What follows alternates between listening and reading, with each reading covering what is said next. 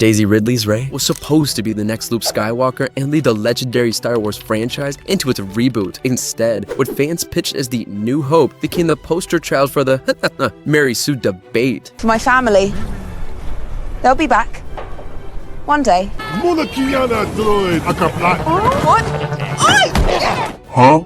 Fans blasted Rey on Reddit for being overpowered from the start, as she could effortlessly beat Sith Lords and fly the Millennium Falcon better than Han Solo himself. I'm going low!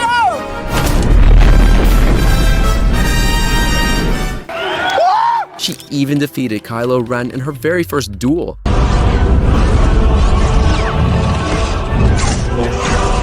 The fans were visibly distraught with the movie, bending over backwards to elevate Rey, while sidelining legacy heroes as hashtags like Not My Jedi reflected the permanent wound on the franchise by indoctrinating feminism. The trilogy's financial woes with The Last Jedi dropping $700 million and Rise of Skywalker tanking even further reflected annoyed fans who posted on the subreddit /Star Wars they didn't write a hero, they wrote a girl boss agenda.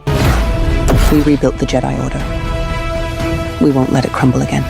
Oh God, please, no! No! Many accused Disney of injecting modern woke identity politics into this saga, as Luke Skywalker was portrayed as a grumpy exile and Rey as the flawless savior. Leslie Jones was part of the gender-swapped 2016 Ghostbusters cast that turned into a $70 million disaster by making $220 million worldwide against a $300 million budget. I'm joining the club. You guys are really smart about this science stuff, but I know New York.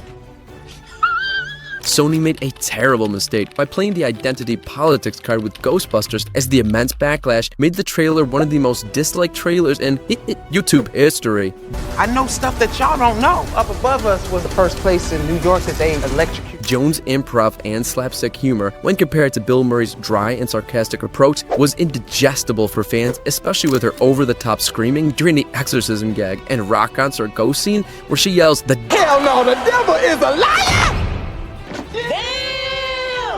for running into circles with one viral tweet saying, "Bill Murray gave wit, Leslie Jones gave mean humor." The cringe peaked in the ghost subway scene when Jones jumps onto the tracks and yells, I don't know if it was a race thing or a lady thing, but I'm mad as hell. You can do it!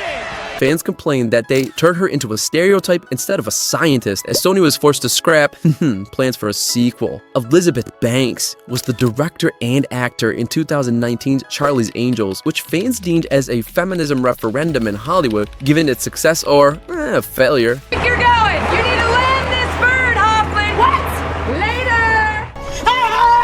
Banks' combination of her woke mission with Charlie's Angels screenplay was confirmed by her in an interview, where she claimed, mostly from a cisgendered white male perspective. And so everything that's not that feels a little bit fresher.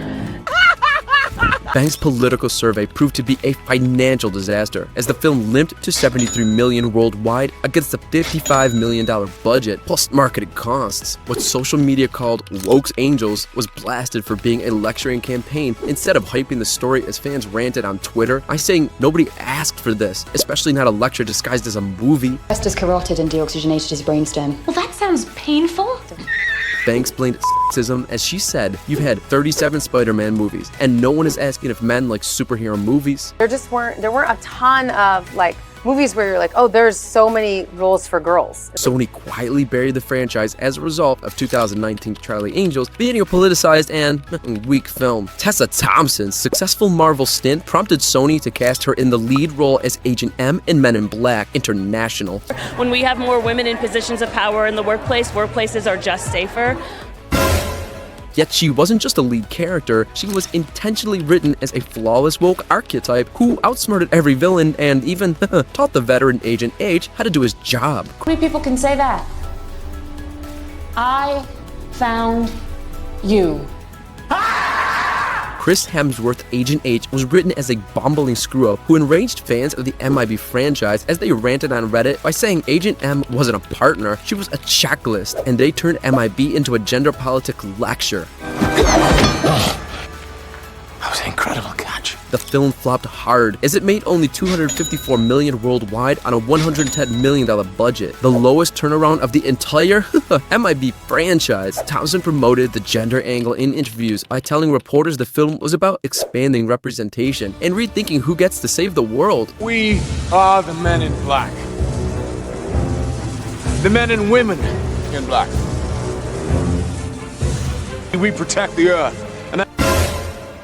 But one viral tweet summed up MIB's downfall from a billion-dollar franchise to a total stall-out in one movie by saying, "We wanted aliens and comedy. We got TED Talks with laser guns." Lashana Lynch was supposed to be the new 007 in 2021's No Time to Die, with headlines running the first female Bond, and Lynch herself telling The Guardian, "We're rewriting what 007 means for a new generation." Who is the best 007? Oh, I don't... I was like, it doesn't need to be a competition. Yeah, boy. Most fans were hyped for Daniel Craig's finale and gave a hostile reception to the studio that cared more about gender politics than honoring Craig's send-off. Voting for Order X. Oh, then you come to the right place. Backlash was instant, with fans storming Twitter and YouTube by saying Bond is Bond, 007 isn't a diversity internship, and Reddit threads blew up with memes like "Get woke, go broke, shaken, not stirred." Compared to Skyfall's $1.1 billion high, No Time to Die grossed only $774 million worldwide, as the fractured reception diverted Bond sacrifices much needed attention to the culture war storm around 007's political identity rebranding. What makes you think this is my first time? Lynch defended her casting in interviews by saying a woman, a black woman, being given this role is a gift. Yes, we did it. We made it. This is it. I've been telling everyone we can exhale now. Drop the shoulders. We're in. But angered fans still hated the use of Bond's funeral to push identity politics, as Lynch's 007 arc stalled the franchise. Margot Robbie produced and starred in 2020's Birds of Prey, which promised a girl power extravaganza marketed as Harley and her squad of badass women taking back Gotham. No one gives two shits who we are beyond that.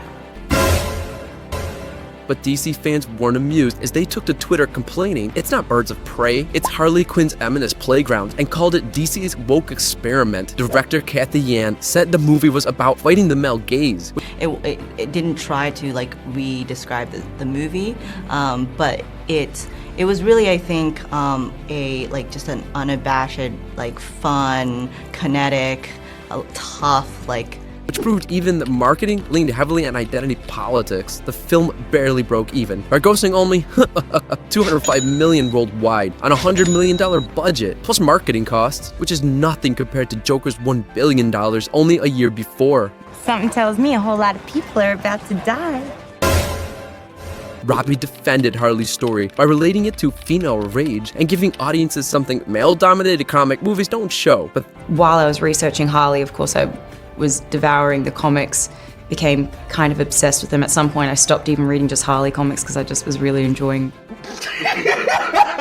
Fans' resistance to the woke feminist ideology stalled Harley's solo trajectory. Sequel plans quickly fizzled out, and Robbie's Harley Quinn vanished from DC's new slate as DC's answer to Deadpool with Birds of Prey became a cautionary tale. Natalia Reyes starred as Dani Ramos in 2019's Terminator Dark Fate, which was sold as The Big Return, with James Cameron back as the producer and Linda Hamilton returning as Sarah Connor. But nobody else is gonna die because of me! The controversial woke twist saw Reyes' Ramos introduced as the new savior of humanity by replacing the legendary John Connor. I'll be back. Early leaks of the film that showed John Connor's death in the opening sequence for a new female leader triggered fans on Reddit, as they called it woke erasure.